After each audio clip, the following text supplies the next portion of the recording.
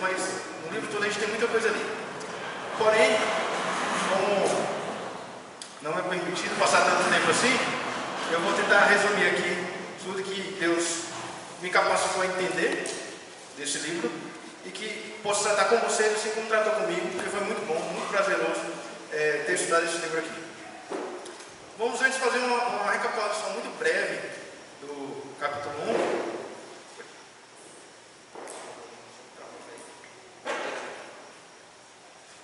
Uma recapitulação muito breve para a gente poder entender onde que estamos nesse capítulo 2. No capítulo 1, a gente vê aqui que Deus dá uma ordem direta a Jonas, né? Que ele vá depressa à grande cidade de Nínive e pregue contra ela, porque a sua maldade subiu até a presença de Deus. Muitas vezes a gente acha que o problema de Jonas aqui era essa questão. Nínive era uma cidade terrível, conhecida como cidade sangrenta. E ele falou, eu vou lá pregar, falar mal o pessoal, né? Falar, vai todo mundo para o inferno aqui. E aí vão me dar uma surra e não vai dar certo. Porém, o problema de Jonas era o nacionalismo, a coisa de Israel, do judeu. Aquele povo terrível. Jonas acreditava que eles não mereciam, né, a salvação de Deus. Porque Jonas entendia que Deus é misericordioso e salvaria aquele povo pela misericórdia de Deus. E era o que ele não queria. E o que é que Jonas fez? Fugiu. Ele foi no sentido oposto do que Deus tinha ordenado que ele fosse pregar. Cerca de 3.000 quilômetros de distância de onde ele deveria estar, ele foi para o lado oposto. Pelo menos tentou. Mas aí Deus, de forma soberana, usou a natureza, deu ordens, né, para os ventos, para os mares, para poder colocar em risco ali aquela embarcação onde Jonas estava, ele que fugiu de navio. E nessa tempestade ali, os próprios marinheiros ali, os marinheiros, começaram a perceber que tinha alguma coisa muito anormal. Aquela tempestade era muito incomum. E eles chegaram à conclusão que era uma punição de Deus. E jogando a sorte, eles descobriram que a causa era o próprio Jonas. Ele estava causando aquilo tudo. E por instrução do próprio Jonas, mesmo com a resistência dos marinheiros que não queriam fazer isso, ele disse, então me jogue ao mar. Os marinheiros perguntaram, como é que a gente acalma esse seu Deus? E Jonas falou, não, me jogue ao mar. E foi isso que os marinheiros fizeram. E no versículo 17, encerra esse capítulo assim. O Senhor fez com que um grande peixe engolisse Jonas. E ele ficou dentro do peixe 3 dias e 3 noites. E aqui muitas vezes a gente pensa, pelo menos eu pensava durante muito tempo, que era um castigo. O fato de Jonas ser engolido pelo grande peixe era um castigo por causa da desobediência dele. Vamos ver mais adiante toda essa questão. O capítulo 2 aqui, ele está no meio. Olha que interessante que eu percebi hoje. Capítulo 1, versículo 1. A palavra do Senhor veio a Jonas, filho de Amitai, com esta ordem. Versículo 1, capítulo 3 de Jonas. A palavra do Senhor veio a Jonas pela segunda vez com esta ordem. A ordem no capítulo 1. Vá depressa à grande cidade de Nínive e pregue contra ela, porque a sua maldade subiu até a minha presença. No capítulo 3 ele repete. Vá à grande cidade de Nínive e pregue contra ela a mensagem que eu lhe darei. Porém, perceba a diferença dos dois capítulos. No capítulo 1, Jonas fugiu da presença do Senhor, dirigindo-se para Tarsas. Desceu à cidade de Jope, onde encontrou um navio que se destinava àquele porto. Depois de pagar a passagem, embarcou para Tarsas para fugir do Senhor. No capítulo 1, Jonas falou, eu que não vou. E deu linha, né, como a gente diz aqui na Bahia. Fugiu.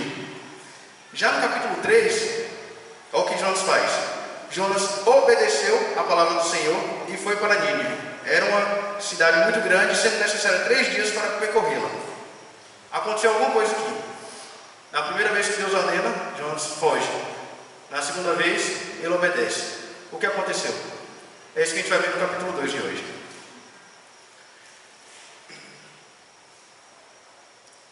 O texto diz assim, capítulo 2. Dentro do peixe, Jonas orou ao Senhor, o seu Deus, e disse, em meu desespero, clamei ao Senhor, e ele me respondeu. Do ventre da morte, gritei por socorro, e ouviste o meu clamor. Jogaste-me nas profundezas, no coração dos mares. Correntezas formavam um turbilhão ao meu redor. Todos Todas as tuas ondas e vagas passaram sobre mim. Eu disse: fui expulso da tua presença, contudo olharei de novo para o teu santo templo. As águas agitadas me envolveram, o abismo me cercou, as algas marinhas se enrolaram em minha cabeça. Afundei até chegar aos fundamentos dos montes, a terra embaixo, cujas trancas me aprisionaram para sempre. Mas tu trouxeste a minha vida de volta da sepultura, ó Senhor meu Deus. Quando a minha vida já se apagava, eu me lembrei de ti, Senhor, e a minha oração subiu a ti, ao teu santo templo. Aqueles que acreditam em ídolos inúteis desprezam a misericórdia, mas eu, com um cântico de gratidão, oferecerei sacrifício a ti. O que eu prometi, cumprirei totalmente. A salvação vem do Senhor, e o Senhor deu ordem ao peixe, e ele vomitou Jonas em terra firme. Vamos orar? Senhor meu Deus, grandioso Pai, Deus eterno, Deus misericordioso, nós te agradecemos, Senhor, pois nesta história podemos perceber características tuas, meu Deus, que não mudam, pois sabemos que o Senhor é eterno e o Senhor é imutável. Isso nos agrada, Pai, pois a sua misericórdia permanece até hoje. Meu Deus, te peço por essa exposição, que o Senhor me dê sabedoria, me dê clareza de mente, que eu tenha bem firme na memória tudo aquilo que foi estudado, e que essa mensagem, Pai, impacte esses irmãos aqui na igreja, assim como tratou comigo, meu Deus. Que a tua palavra fale a esses corações, trazendo transformação, arrependimento, Pai, e desejo de te agradar em todos os aspectos de nossa vida, Pai. Uma vida com excelência diante de ti. É isso que te pedimos em nome de Cristo. Amém.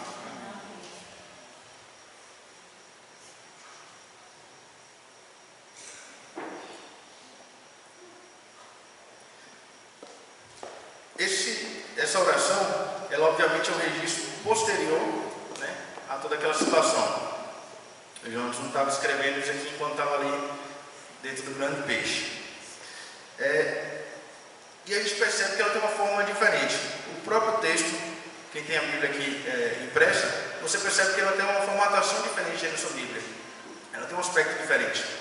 A estrutura dela é a estrutura de uma poesia hebraica.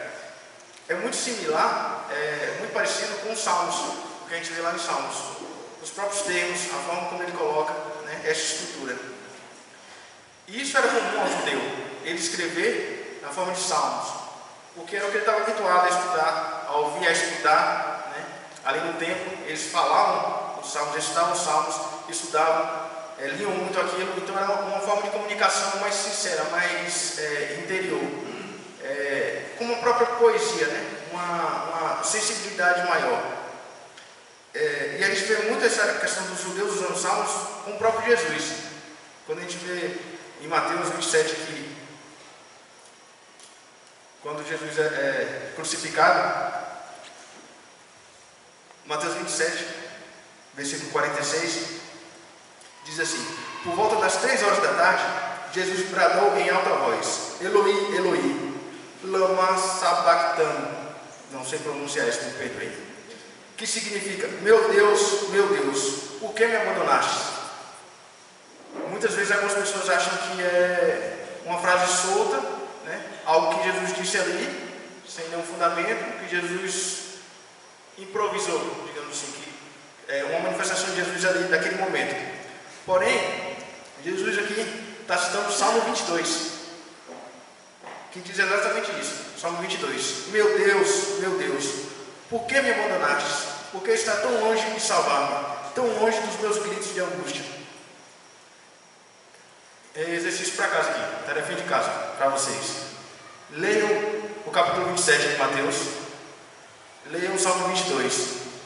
Percebam como o Salmo 22 trata da crucificação de Cristo. Percebam como é quase como uma dica de Jesus. Tudo aquilo que estava previsto, tudo aquilo que era profecia no Salmo 22 acaba de acontecer. Era muito comum para o judeu essa linguagem. E por isso a gente tem essa linguagem assim, essa estrutura diferente desse livro, desse capítulo. Essa oração de Jonas escrita numa forma de salmo mesmo. E o texto começa assim: dentro do peixe, Jonas orou ao Senhor, o seu Deus, para ajudar os irmãos que fazem anotação, eu vou dando alguns tópicos aqui para facilitar a organização, né? Porque eu sei que a minha pregação é um pouco diferente, é uma estrutura diferente, é um pouco mais complicada. Mas essa noite eu quero falar sobre arrependimento. A transformação que vem do arrependimento, arrependimento sincero, o arrependimento de mudança de vida. Esse é o nosso foco essa noite. E essa oração, a gente pode estruturar ela de uma forma muito interessante, da seguinte forma: o versículo 1 é um título para essa oração. Dentro do peixe, Jonas orou ao Senhor, o seu Deus. Seria um título aqui: Jonas orou. Irmãos, para a gente pensar, Deus deu uma ordem a Jonas, lá no capítulo 1. Jonas tinha a oportunidade de orar e colocar diante de Deus: ó, Senhor, eu me sinto bem com essa missão, eu gostaria, né, se possível, passe de mim esse cálice, sinta Jesus. Mas Jonas não orou. Teve outra oportunidade. Ele fugiu. De repente, ali no momento dele estar refletindo, era uma distância longa de onde ele estava até o porto para pegar o navio. Ele teve muito tempo para estar orando. Jonas não orou. Quando a embarcação estava ali na tempestade, tudo sacudindo, correndo risco de arrebentar, e aí todos os marinheiros ali, pagão, gente que não conhecia a Deus, estavam orando. E Jonas dormindo. Jonas não orou. E o marinheiro disse: vai, ora sobre Deus, quem sabe tem misericórdia da gente. E Jonas não orou. Daí deu tudo errado. Jonas estava afogando, estava no fundo do mar. E aí Jonas orou. E eu não sei vocês, mas muitas vezes eu sou assim como Jonas. Eu deixo para orar quando está tudo errado. Quando eu percebi que eu já não estou mais conseguindo resolver, eu não posso fazer mais nada, aí a gente vai para a oração. Infelizmente, muitas vezes a gente faz como Jonas. Tantas oportunidades a gente sempre deixa para quando está tudo errado. No versículo 2, a gente pode colocar aí um tópico para quem está anotando, um resumo dessa oração de Jonas. Ele resume o capítulo 2 inteiro no versículo 2. Em meu desespero, clamei ao Senhor e Ele me respondeu. Do ventre da morte gritei por socorro e ouviste o meu clamor. Ele simplesmente disse: quando eu estava desesperado, quando eu estava no pior momento da minha vida, eu clamei a Deus e Deus me salvou. É basicamente isso que esse capítulo diz. Vocês perceberam aqui uma característica interessante dessa poesia, o paralelismo da poesia hebraica. Quando eu quero ressaltar, destacar alguma coisa, eles repetem de forma diferente. A primeira parte diz aqui: em meu desespero clamei ao Senhor e Ele me respondeu. A segunda parte: do ventre da morte gritei por socorro e ouviste o meu clamor. Aqui, em meu desespero, tem um paralelo do ventre da morte. Quando eu estava ali no abismo, quando eu já me sentia morto, clamei ao Senhor, na primeira parte. Na segunda parte, gritei por socorro. E aí a gente vê na primeira parte: e Ele me respondeu. Na segunda: e ouviste o meu clamor. Ele insiste nessa questão. Quando eu estava mais desesperado, quando eu estava mais angustiado, eu clamei pelo socorro do Senhor e Deus me respondeu. E aí no versículo 3, de 3 a 6 aqui, a gente tem os pensamentos e sofrimentos de Jonas. Ele descreve o que ele estava passando. Isso, irmãos, é interessante como é comum. Eu consigo me ver na situação de Jonas. Quando a gente passa por angústia, quando a gente passa por uma provação, por uma situação complicada, a sensação é muito próxima do que ele descreve aqui. A gente logo pensa, o capítulo 1 terminou assim: o Senhor fez com que um grande peixe engolisse Jonas. A gente pensa que no capítulo 2, Jonas já está dentro do peixe. A impressão que tem é que jogar ele no mar, o peixe engoliu, né? Mas quando a gente vê o texto aqui, ele descrevendo a sensação, a gente percebe que não. Muito possivelmente, ele ficou, foi ali afundando, aquela angústia do afogamento. A gente percebe pela descrição dele aqui: jogaste-me nas profundezas, no coração dos mares, correntezas formavam um turbilhão ao meu redor, todas as tuas ondas e vagas passaram sobre mim. Imagina esse desespero que você está dentro do mar, ali, toda aquela situação do afogamento. Essa era a angústia que Jonas estava vivendo. Isso que ele estava passando nesse momento. E é interessante que Jonas atribuiu a Deus ele ter sido lançado no mar. vocês viram como passou na semana passada que quem jogou ele no mar foram os marinheiros. Ele mesmo disse, me joga no mar. Os marinheiros pegaram e jogaram lá. Porém, Jonas diz aqui, no versículo 3, jogaste-nos as profundezas no coração dos mares. Ele estava aqui falando que Deus jogou ele no mar. Por quê? Apesar de rebelde, Jonas tinha uma boa teologia. Isso a gente tem que reconhecer. Ele entendia que Deus é soberano, que tudo que acontece é porque Deus permitiu ou Deus executou. Nesse caso, Deus permitiu que os marinheiros lançassem Jonas ao mar. Ele reconhecia que isso era uma consequência dos atos dele e que Deus estava agindo ali naquele momento. Eu digo sempre que é bom ter uma boa teologia por causa disso, porque você pode até estar em pecado, mas você está consciente, porque não tem nada pior do que, eu não sabia, né? Como se Deus fosse relevar, ou você não sabia não, então eu vou te perdoar também. Não é bem assim que funciona. Às vezes a gente engana os pais assim, né? Porque eu não sabia que você tinha dito isso. Com Deus não dá para fazer assim não. No versículo 4 aqui, Jonas continua descrevendo a situação em que ele se encontrava. Eu disse, fui expulso da tua presença, contudo, olharei de novo para o teu santo templo. A gente tem uma anotação aqui na Bíblia que algumas traduções colocam assim, como poderei ver novamente o teu santo templo? É um questionamento dele, é uma angústia de Jonas. Ele percebe a situação de morte, ele percebe que ele não vai mais poder praticar os sacrifícios que eram previstos para aquela época, ali no Antigo Testamento. Ele não poderia mais adorar no templo, estudar a palavra de Deus ali com aqueles outros que praticavam a mesma fé. E isso angustiava Jonas, porque ele tinha sido expulso da presença de Deus. Ele sentia-se abandonado por Deus.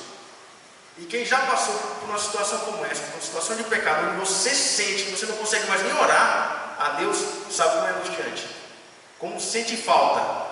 Eu conheço algumas pessoas que se desviaram por várias questões e muitas vezes me dizem, como eu sinto falta da igreja, do louvor da igreja. A gente que está aqui todo domingo, às vezes passa batido, vira uma coisa banal, é uma rotina, é algo que não dá mais prazer, que é só porque tem que vir. Mas quando você perde isso tudo sente falta, você anseia por isso. E quando você não tem mais prazer, quando você não deseja mais, aí tem um alerta.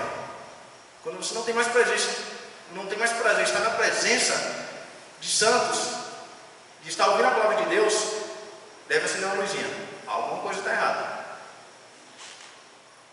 Eu lembro quando, um período da minha vida, que eu fui disciplinado pela igreja, e aí eu fiquei alguns anos sem, ainda tentei em outras igrejas, mas não fluiu, e eu fiquei alguns anos sem ir na igreja. E uma vez eu estava trabalhando, eu trabalho com audiovisual, design e outras coisas, e aí eu estava trabalhando na produção de curta-metragem, em outra cidade. Eu estava trabalhando em algo que eu gostava, profissionalmente eu estava extremamente realizado, porque quem trabalha com audiovisual sabe como é difícil trabalhar com cinema. Seja qual vertente for do cinema, qual pontinha, é difícil você estar ali. Estava recebendo relativamente bem para a minha profissão, que a gente sabe que não paga bem, né, Jorge?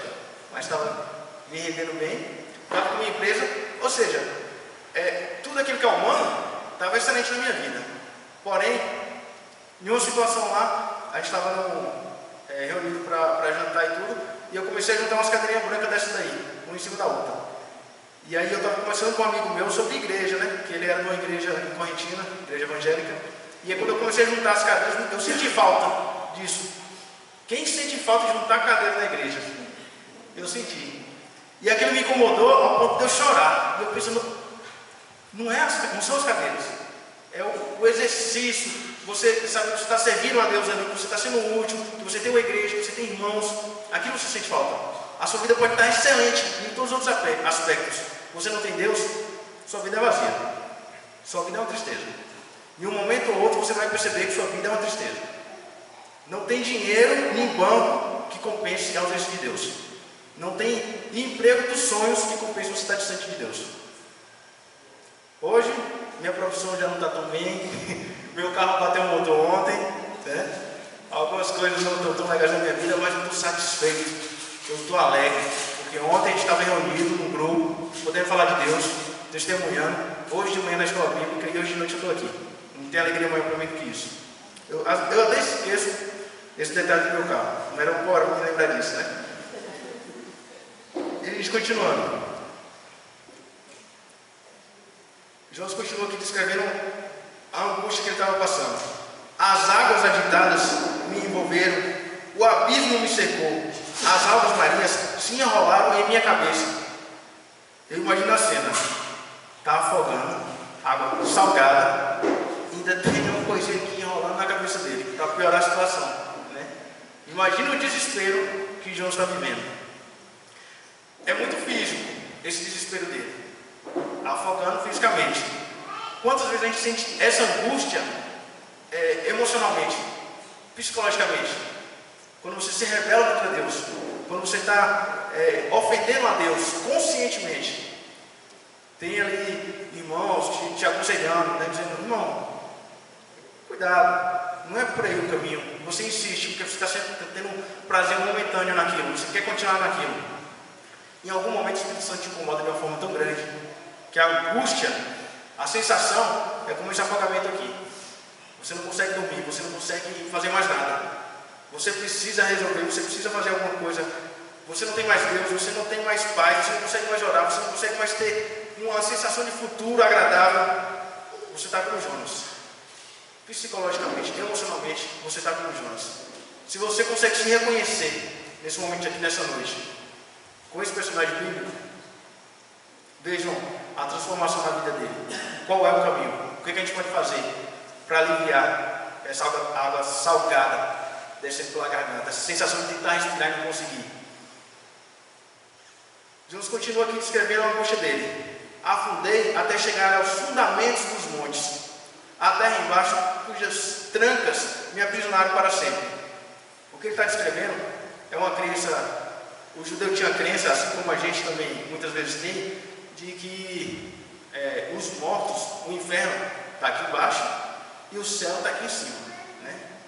A gente é educado pelo cinema, pela TV, pela cultura popular, que o inferno está em algum lugar no centro da terra, né? Se escavar muito, dá para chegar lá em Satanás. Então ninguém tenta, vai, né? Brincadeira.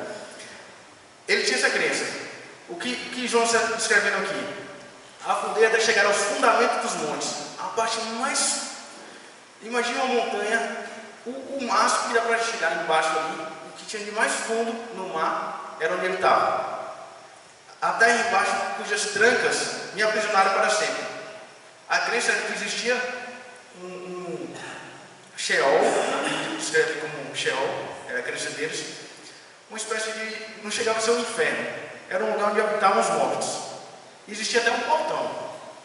E quando você entrava por esse portão, era trancado, você não podia mais sair. Era uma porta que só tinha entrada. Ela não servia como saída. João está descrevendo aqui essa situação. Cujas trancas me aprisionaram para sempre. Ele tinha uma certeza. Ele estava morto. Ou dali ele não saía mais. Compreensível. Ele está no mais fundo do mar, né? Afogando, e ninguém pensa: se eu conseguir nadar aqui uns 20, 30 metros e guardar bem o fôlego, eu vou sobreviver. A sensação dele era de morte, era certeza.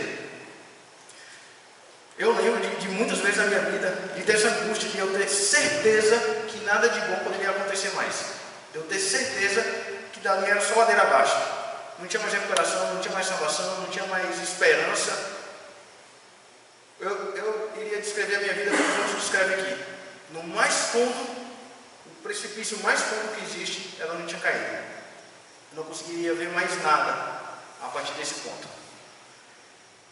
E aí aqui, irmãos, a gente tem a virada. Se fosse um filme, aqui era quando o herói aparece e salva todo mundo. Se fosse uma música, esse capítulo, aqui seria o refrão, a parte mais alta da música. Na parte A do versículo 6, ele está aqui descrevendo: afundei até chegar aos fundamentos dos montes, a terra embaixo, cujas trancas me aprisionaram para sempre. Mas tu trouxeste a minha vida de volta da sepultura, ó Senhor meu Deus.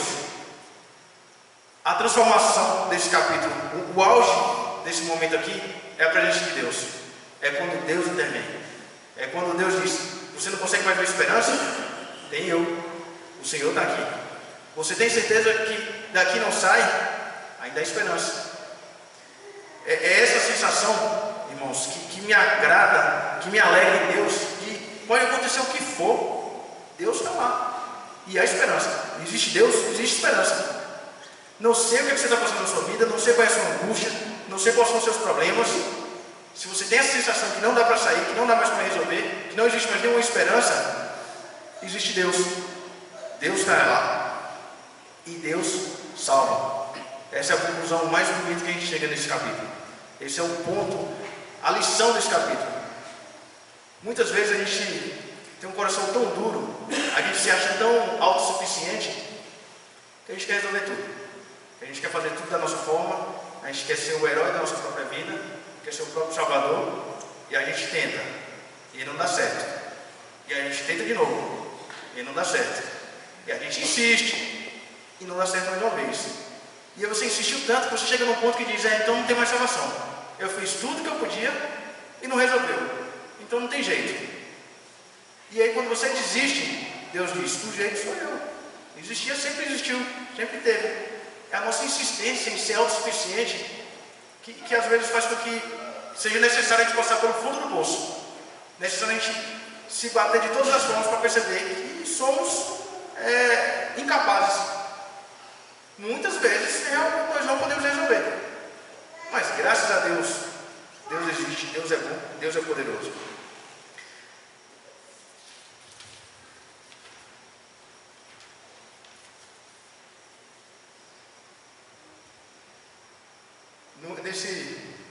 Na parte B do versículo 6 aqui, João está ali escrevendo o ápice do sofrimento dele, da situação dele.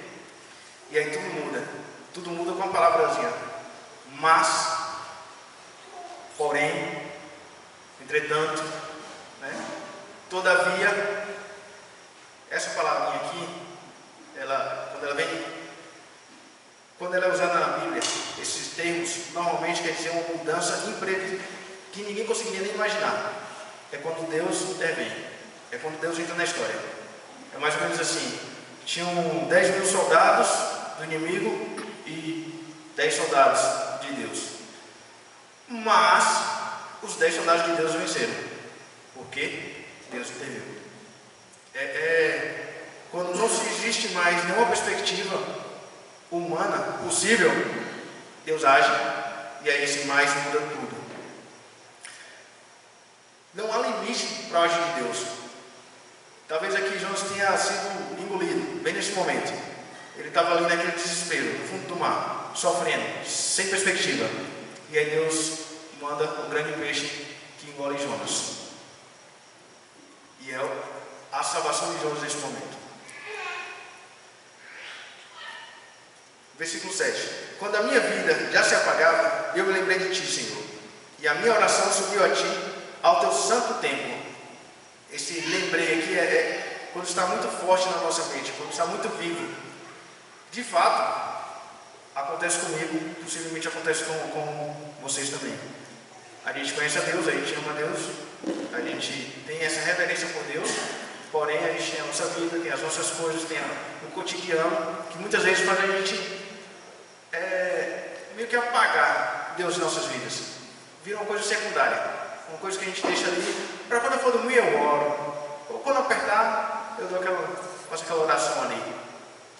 Porém, às vezes acontecem algumas coisas nas nossas vidas que a primeira coisa que a gente pensa é Deus, fica muito vivo, fica muito quente, aquilo acalenta o nosso coração, né?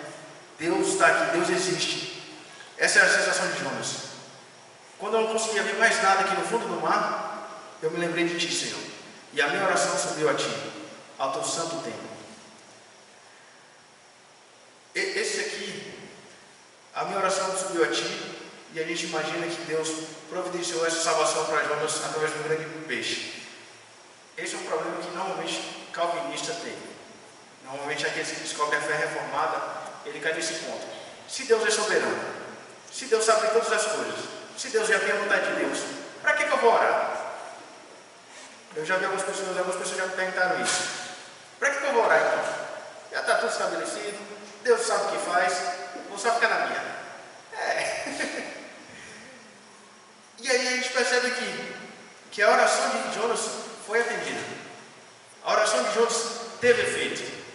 Aqui a gente não precisa nem entender, a gente precisa conhecer uma realidade da Bíblia. Existe a vontade soberana de Deus, existe a livre agência do homem. Uma coisa não impede a outra. Nossa mente limitada tem uma certa dificuldade de reconhecer isso. Para alguns, para outros, isso é uma questão muito simples. Eu vi um pastor falando que alguém perguntou para ele: como é que você concilia essas duas coisas? Deus ser soberano, saber de todas as coisas, e a sua oração para mudar a vontade de Deus. Aí o pastor disse: eu não concilio, porque essa coisa de conciliar, de reconciliar, é coisa de quem se separou em algum momento. Amigos que sempre foram amigos não precisam se reconciliar. Foi uma coisa que para mim nunca foi separada. Sempre existiu a necessidade de oração e a vontade soberana de Deus. E uma coisa não impede que a outra exista. Eu confesso que às vezes eu caio nesse racionalismo, nessa coisa de tudo tem que ter um porquê, tudo tem que ter uma razão, tudo tem que ter uma lógica, porém eu sou limitado. A Bíblia não é, Deus não é, eu sou limitado, eu que não consegui entender. Não é que não seja assim. Isso mexe muito comigo, essa necessidade de você orar. Primeiro, porque Deus ordena que você ore, que você fale com Deus em oração. E segundo, porque a gente vê várias passagens na Bíblia onde eu não acredito que interferiu na vontade de Deus, mas conciliou com a vontade de Deus a oração do cristão. A gente vê aqui no capítulo 1, no versículo 17, lá no final: o Senhor fez com que um grande peixe engolisse Jonas. E a gente vê agora aqui: a minha oração subiu a ti ao teu santo templo. A gente entende que existe uma conciliação. Deus já havia preparado a salvação para Jonas, e Jonas orou pela salvação dele, no sentido de ser salvo daquele momento, né? Não existe problema nenhum nessa conciliação. É necessário que a gente entenda dessa forma. E aí fica algumas reflexões. Ore, se entregue a Deus, busque socorro de Deus. Por quê? Porque Deus ouve. Porque Deus é um Deus vivo, é um Deus pessoal, é um Deus que se envolve, é um Deus que quer saber como é que você está. Deus sabe, mas Ele quer ouvir de você. Renatinho aqui pela manhã estava falando sobre oração, e ele colocou um ponto que eu não tinha parado para pensar ainda, sobre a questão de oração. Eu perguntei para ele, porque normalmente na escola pública eu faço perguntas que ninguém vai saber responder, e aí minha oratória é um pouco estranha nesse ponto. E eu fiz uma pergunta para ele, porque eu estava pensando em outra resposta. Aí eu perguntei: Renatinho, por que você acha que é importante a gente orar a Deus, já que Deus sabe todas as coisas?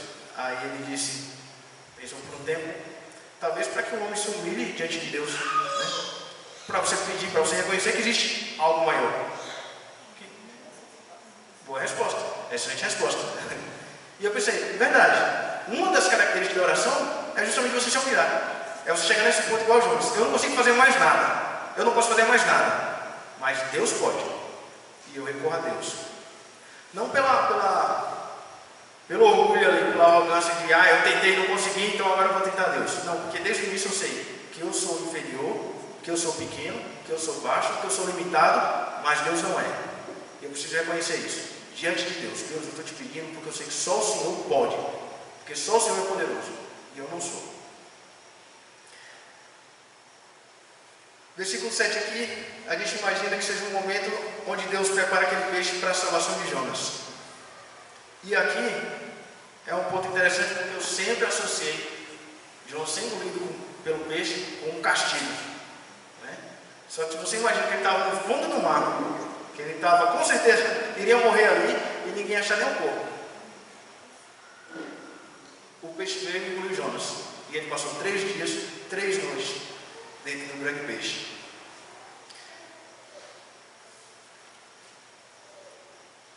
No versículo 6 e 7 a gente viu aqui o livramento que Deus providenciou para Jonas.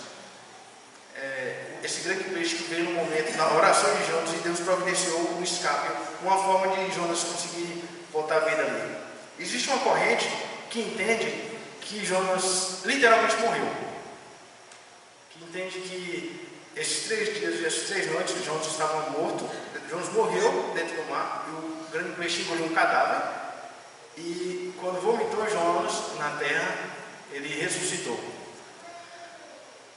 Não tem uma base aqui para a gente crer dessa forma, porém também não tem uma base para a gente não crer. Porque não diz que ele. Jonas faz muito Jonas faz muito esse paralelo com a morte. Ele escreve como se ele tivesse morrido. Ele diz que ele chegou à sepultura. Ele diz que ele já estava lá no Sheol. Né? Ele diz que ele já estava na sepultura mesmo. Porém, como isso é uma poesia, não necessariamente ele estava morto. Essa questão dessa salvação dele, desse resgate dele, eu acho extremamente interessante. E aqui no versículo 8 e 9, a gente chega às conclusões de Jonas através da gratidão. Ele consegue perceber, é o momento da mudança. Deus salvou. Jonas é eternamente grato a Deus e ele reconhece a Deus de uma forma especial. Ele se arrepende aqui. No versículo 8 diz assim: aqueles que acreditam em ídolos inúteis desprezam a misericórdia. Eu achei uma coisa interessante. Aqueles que acreditam em ídolos inúteis. A gente pensa que está falando dos marinheiros lá, que estavam orando para outros deuses e tudo. Só que a gente percebe no capítulo 1 que aqueles se arrependeram, né? Que aqueles se converteram. Com quem que ele está falando aqui então? Para quem que ele escreveu isso? Ele escreveu sabendo que alguém iria ler. Um comentário muito interessante que eu vi do Augusto Nicodemos, que ele diz o seguinte: esse livro foi escrito para judeus. O judeu iria ler isso. E era uma prática, infelizmente, comum. Essa associação com outros ídolos, com outros deuses. E isso era terrível para um judeu convicto, para um judeu direito, né? Um verdadeiro judeu. Acredita-se que ele está fazendo uma crítica a essa prática. E a gente pode aplicar muito isso para a gente, aqui, para a nossa época. Aqueles que acreditam em ídolos inúteis desprezam a misericórdia. Isso é uma verdade. Aqueles que dedicam a vida à idolatria, aos ídolos que a gente cria, e o homem é por natureza um criador de ídolos. A gente nasce, ganha uma madeira. Pequeno, sabe nem falar nem andar. E aí é nosso ídolo. A gente precisa dar com aquela mamadeira. Eu vejo criança, mãe falando assim: não, se não for a mamadeira dele, ele não quer. Só pode ser essa. Tem que ser aquele ídolo dela. Já nasce criador de ídolo, né? E morre criando ídolo. E às vezes até ídolos que são bons. Às vezes a gente tem um amor excessivo pelos filhos, mais até do que a Deus, pela esposa, pelo marido, né? Tantos ídolos que a gente vai criando. A gente sempre acha assim: ídolo é aquele negocinho de pau, de pedra, ou de mármore, sei lá do que é feito, que fica na sala de estar. Não, ídolo é aquilo que você carrega no coração. Pode ser tantos outros ídolos. E aqueles que acreditam em ídolos inúteis, eles desprezam essa misericórdia de Deus. Eles desperdiçam isso daqui. Eles não têm esse prazer da misericórdia que Jonas teve.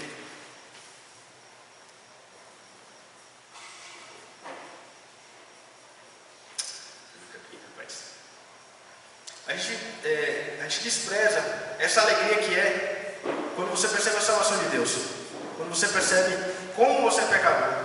E isso eu acho muito impressionante. Um cristão bem formado, ele precisa entender que ele é um pecador terrível. O cristão que se acha santo ou que se acha bom, tem alguma coisa errada na teologia dele. O que é bom, o que é santo, o que é maravilhoso e admirável é a misericórdia de Deus, é a salvação que vem de Deus.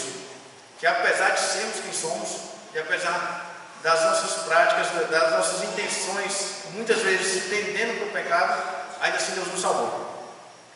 E quando eu desprezo a Deus verdadeiro, eu desprezo isso que é tão maravilhoso. No versículo 9, Jonas está com o coração grato. Ele diz aqui: mas eu, com um cântico de gratidão, oferecerei sacrifício a ti.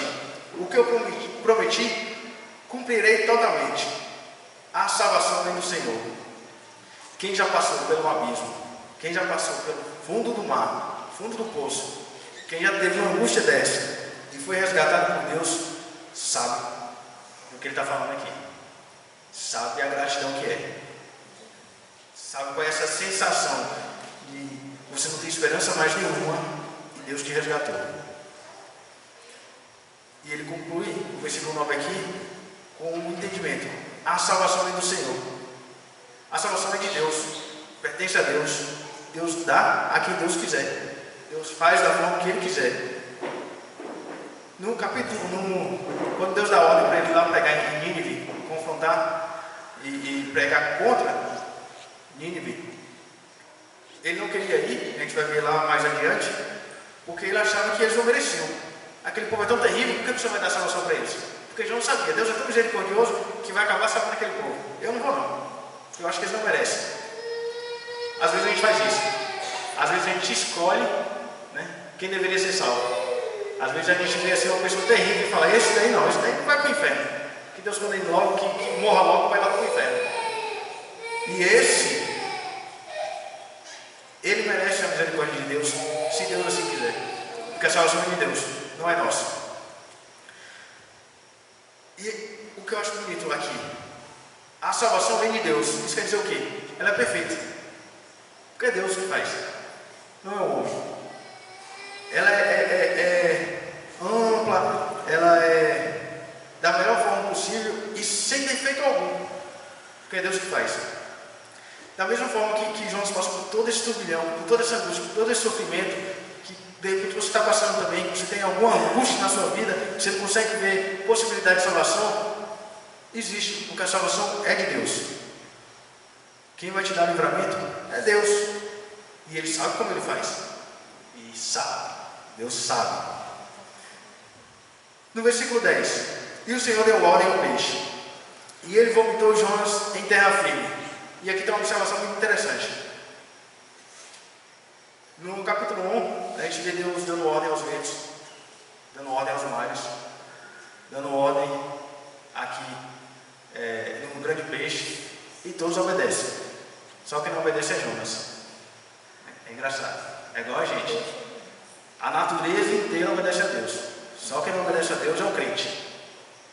Olha que absurdo. Aqui a gente percebe a soberania de Deus sobre tudo que Ele criou. Sobre todos os aspectos do que você pode ver, Deus tem controle. Deus não pediu, Deus não deu uma dica para o peixe. Deus simplesmente ordenou. Porque Ele tem autoridade, tem poder para isso. Ele é Deus. Muitas vezes a gente fica, algumas pessoas, não posso generalizar, fica criticando a atitude de Deus. Mas Deus quer toda a glória só para Ele, mas Deus fica dando ordem para a natureza, Deus fica interferindo em tudo. E a gente esquece que isso é uma coisa feia, é uma coisa terrível, para quem não é Deus, querer agir como Deus. Para Deus é mais do que aceitável e mais do que justo. Deus agir como Deus da própria criação. E é isso que Ele faz aqui. É interessante como, nesse processo todo, Jonas simplesmente não queria pregar em Nínive. No capítulo 3, Jonas vai pregar em Nínive. Porque, graças a Deus, Deus não respeita estado de livre-arbítrio. Você faz só o que Deus quer. Você acha que você tem domínio sobre a sua vida. Mas se Deus não quiser que você faça desse jeito, você vai fazer do jeito que Deus quer. Porque Ele tem domínio sobre a criação dele. Ele tem domínio sobre tudo. Ainda bem. Porque se eu vivesse de acordo com a minha vontade, só Deus sabe onde eu estaria hoje. Eu posso até imaginar, não seria nada bom. Uma conclusão que a gente chega aqui nesse ponto é, assim como Deus providenciou um socorro para Jonas arrependido e angustiado, assim também Deus providenciará para você, providenciou para mim uma salvação para aquele que está arrependido. A gente percebe que o que mudou do versículo 1 para o versículo 3, quando Jonas desobedeceu, e no capítulo 3, perdão, quando Jonas passa a obedecer, arrependimento, mudança de coração, um coração contrito, um coração que percebe os seus pecados, reconhece os seus pecados e decide mudar. E ele quer mudar, ele deseja mudar. O que está empatando a sua vida, o que está dificultando você caminhar junto com a igreja, o que está dificultando você ter essa comunhão com Deus, é falta de arrependimento. É você insistir em caminhar distante de Deus. É interessante que no capítulo 1, a gente percebe que Jonas se distanciou de Deus. Ele desobedeceu teve a intenção de fugir de Deus. Na oração dele, no capítulo 2, ele diz: Deus, o Senhor se afastou de mim. O Senhor me excluiu da sua presença. E quantas vezes é isso que a gente faz? A gente se afasta de Deus, a gente tenta ficar o mais longe de Deus possível, para que a santidade de Deus não incomode nossos pecados. E aí depois, quando a gente está lá largado, quando a gente está definhando, quando a gente está no profundo sofrimento, a gente diz: mas Deus, o Senhor me abandonou. Estou aqui largado agora. Quer caminhar de novo com Deus? Quer estar junto com Deus novamente? Se arrependa. Mas não é um arrependimento de tristeza. Não é ficar triste porque tudo deu errado. É um arrependimento que leva a mudança de comportamento. Abra a boca do seu comportamento pecaminoso. Busque glorificar a Deus. E você vai ver como essa comunhão vai te tirar lá do fundo do mar novamente. Você vai ver como Deus vai providenciar esse escape que você precisa na sua vida. É de um grande peixe no fundo do mar que você precisa, Deus vai providenciar. É de salvação para a sua vida, Deus vai providenciar. É um problema, uma angústia, de repente, sei lá, uma situação financeira, problema no casamento, problema com os pais. Se aproxime de Deus. Se arrependa dos seus pecados, da sua prática, e se aproxime de Deus. Ore no início, não deixe para lá no final não, como Jonas fez. Ore na primeira oportunidade que você tiver. Chega na sua casa, se não puder fazer isso aqui agora, chega na sua casa hoje à noite. Ore, coloque diante de Deus o seu desejo dessa mudança, o seu desejo de abrir mão do pecado que você insiste em carregar. E ore a Deus, pedindo perdão pelos seus pecados, e que Deus providencie a fé, a disciplina necessária para que você abra mão desses pecados e tenha essa comunhão. Você vai perceber a diferença que vai fazer na sua vida. Você vai perceber, você vai ter essa alegria e essa gratidão que Deus encerra aqui, essa oração. Você vai cumprir os seus votos diante de Deus. Você vai cantar louvores a Deus, porque você vai perceber a misericórdia de Deus. E só quem experimenta a misericórdia de Deus sabe como é bom, sabe que diferença faz na nossa vida. Isso. Vamos orar? Senhor meu Deus, Pai eterno, eu sou imensamente grato a Ti, meu Deus, pela Sua misericórdia, porque o Senhor é paciente, Pai, com esse pecador. O Senhor é paciente com a nossa incapacidade, Senhor, muitas vezes de servir como deveríamos, e ter o zelo que deveríamos ter pela Tua palavra, pela Tua vontade, meu Pai, pelo o caminho que o Senhor tem estabelecido como correto para nós. Pai, que o Seu Espírito Santo nos incomode nessa noite, Pai. Aqueles que têm o Espírito Santo, aqueles que confessam ao Seu Filho como Salvador, que o Espírito Santo te incomode, Pai, essa noite. Que a gente consiga perceber a situação, nossa situação, como a de Jonas, no fundo do mar, Pai. Consigamos perceber que não conseguimos fazer nada, que por nossa própria força não é possível escapar, meu Pai. Não existe salvação produzida pelo próprio homem. Não existe nada de bom, de ruim que o homem possa fazer para se salvar. Mas a salvação vem do Senhor, meu Pai. Isso é bom porque é perfeita. Isso é bom porque vem no tempo certo, da forma certa, porque é o Senhor que providencia, Pai. Que esses que aqui essa noite estão, sintam-se incomodados e busquem um arrependimento, Pai, para ter uma comunhão estabelecida com o Senhor e se agradar nisso, Pai. Um Deus que é verdadeiro e que escuta nossas orações. Confiamos em Ti, Pai, e é isso que te pedimos. Em nome de Cristo. Amém.